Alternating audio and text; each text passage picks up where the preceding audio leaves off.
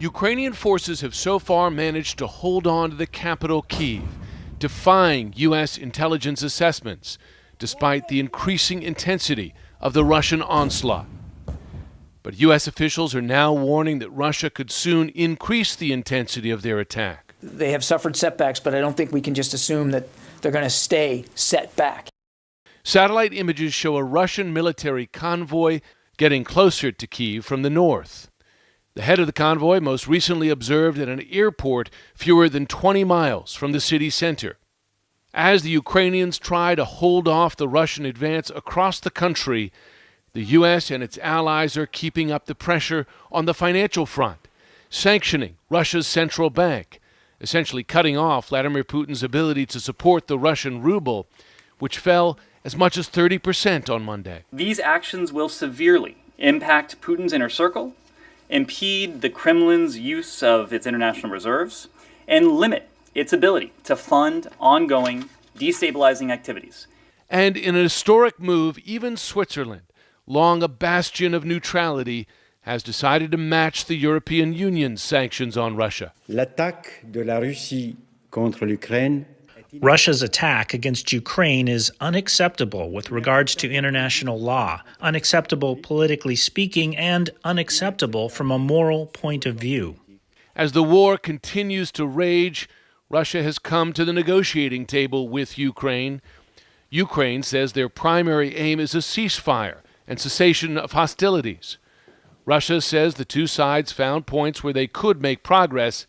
A second round of talks will take place in the coming days, though Ukrainian President Zelensky sounded pessimistic before the talks began. I don't really believe in the result of this meeting, but let them try.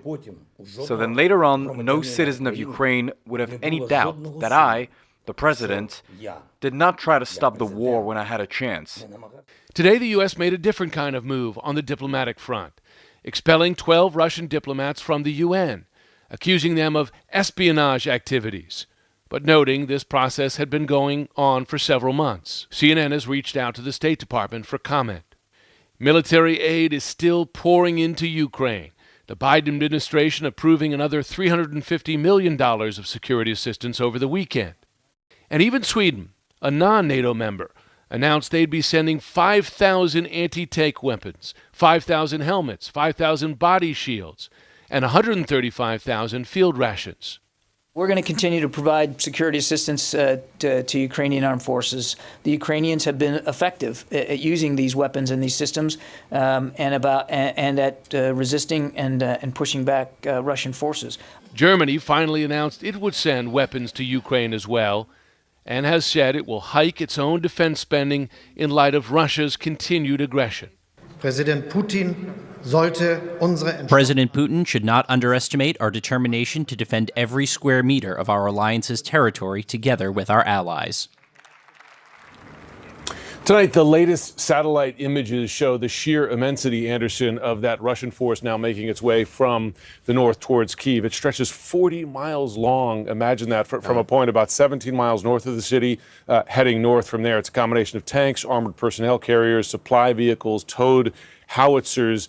That's the force that U.S. intelligence believes Russia is going to attempt to surround, encircle the capital, and then attempt from there really to take over the country. It's also extraordinary. You have Sweden supplying weapons now, Germany, a huge reversal of German policy to actually now supply weapons. The question, I guess, is can they get here in time, and can they get to the places where they're needed? My understanding from talking to U.S. officials is they've been able to keep those supply lines open. They're land routes. They're not coming in by air because Russia largely controls the airspace. But again, it's a numbers game here, right? When you look at the size of that force, can the Ukrainian military apply an equal and opposite force against that? And that's an open question. Yeah.